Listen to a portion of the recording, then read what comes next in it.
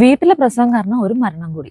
പക്ഷേ ഇന്ന് നമുക്കറിയാലേ, ഹോസ്പിറ്റലുകളിലും അല്ലാതെയൊക്കെ ഇതിന് വല്ലാണ്ട് ഒരു പേടിപ്പിക്കുന്ന ഒരു സംഭവമാണ് പ്രസവം എന്നുള്ളത്. അപ്പൊ ശരിക്കും ഇവരിന്ന് ധീര വനിതകൾ തന്നെയല്ലേ, ഈ സമൂഹത്തിൽ എല്ലാവർക്കും മാതൃകയാവാനുള്ളവർ തന്നെയാണ്. വീട്ടിൽ പ്രസവിക്കുന്നത് അതിമഹത്തരമായ കാര്യമാണെന്നും അങ്ങനെ ചെയ്തവർ ധീര വനിതകളാണെന്നും അങ്ങനെ മരണപ്പെടുന്നവർക്ക് ഷഹീദിന്റെ കൂലിയാണെന്നും നേരെ സ്വർഗത്തിലെ സീറ്റ് ഉറപ്പാണെന്നും ഒക്കെ പ്രചരിപ്പിക്കുന്നവരെ അറിയോ? വേറെ എവിടെയല്ല, എന്റെ നാട്ടിൽ തന്നെയാണ്. എന്റെ മലപ്പുറത്താണ് വീട്ടിൽ പ്രസവിച്ചവർ ബർത്ത് സർട്ടിഫിക്കറ്റിന് വേണ്ടി നടക്കുന്നത്. എന്റെ സ്വന്തം നാടായ തിരൂരിലാണ് വീട്ടിൽ പ്രസവിച്ചവർക്ക് ഗ്രാജുവേഷൻ സെറമണി വെച്ചതും അവാർഡ് കൊടുത്തതും. എന്റെ തൊട്ടടുത്ത പഞ്ചായത്തിലാണ് വീട്ടിൽ പ്രസവിച്ചവരുടെ വാട്സാപ്പ് ഗ്രൂപ്പ് ഉള്ളത്. ഇന്നിങ്ങനെ ഒരു മരണവാർത്ത കാണുമ്പോഴും വേദന കൂടുകയാണ്. എന്റെ നാട് എങ്ങോട്ടാണ് ഈ പോക്കുന്നത്? ഈ വാർത്തയിൽ വന്നിട്ടുള്ള ഒരു കമന്റും അതിന് കൊടുത്ത റിപ്ലൈയും ആണ് ഈ ചിന്തയുടെ പുറകില്. ആശുപത്രിയിലും മരണം നടക്കുന്നില്ലേ എന്ന്.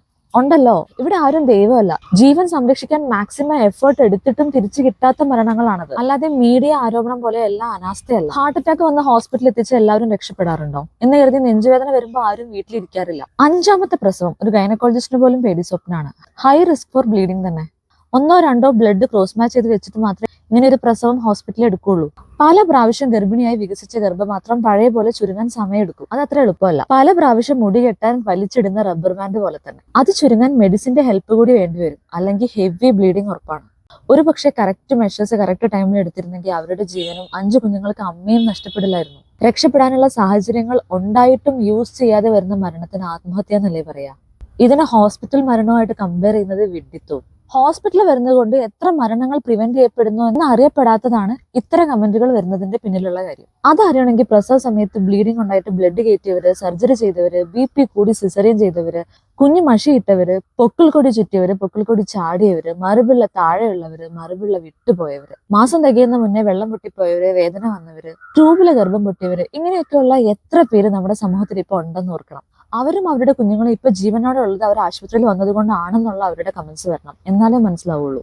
ഇത്തരം പ്രശ്നങ്ങളൊക്കെ ഉള്ളവർ അതൊന്നും അറിയ പോലും ചെയ്യാതെ വീട്ടിൽ പ്രസവം എടുക്കാൻ പോകുന്ന അവസ്ഥ എത്ര ഭീകരമായിരിക്കും എന്ന് ആലോചിച്ച് നോക്കി. അതുകൊണ്ട് പ്ലീസ് ഇത്തരം വീരവാദങ്ങളിൽ വീഴാതിരിക്കുക. വീട്ടിൽ സമയത്തായി വീട്ടിൽ മരിക്കും, ആശുപത്രിയിലാണെങ്കിൽ അവിടെയും സമയത്തായാലും മരിക്കും. അവിടെ രാസവിഷം കൊടുത്ത് കൊലപാതകങ്ങൾക്കുള്ള സാധ്യതയുണ്ട്. അപ്പൊ എവിടെയാ റിസ്ക് കൂടുതൽ? സമാധാനപരമായി സ്വസ്ഥമായി പ്രകൃതിപരമായി മരിക്കാൻ മാത്രമുള്ള അവസരമേ വീടുകളിൽ പലപ്പോഴും. ഇനി ഹോസ്പിറ്റൽ പ്രസവം കച്ചവടമാണെന്ന് പറഞ്ഞു വരുന്നവർക്ക് നിങ്ങൾക്ക് സർക്കാർ ആശുപത്രി ഉണ്ട്. അവിടെ വന്ന് പ്രസവിക്കുന്നതിന് അങ്ങോട്ട് പണം തരും. ഫ്രീ ആയിട്ട് വാഹന സൗകര്യം അടക്കം വീട്ടിൽ വരെ എത്തിക്കും. അതുപോലെ നിങ്ങളൊന്ന് ഹോസ്പിറ്റലിൽ വന്ന് തന്നാൽ മാത്രം മതി. Because we value your life and your health more than your money. അതുകൊണ്ടാണ് ഈ ഒരു മരണം കാരണം കുറച്ചു പേർക്കെങ്കിലും പുനർചിന്ത ഉണ്ടാവട്ടെ. ഇനി ഇതുപോലൊരു മരണം ഉണ്ടാവാതിരിക്കട്ടെ.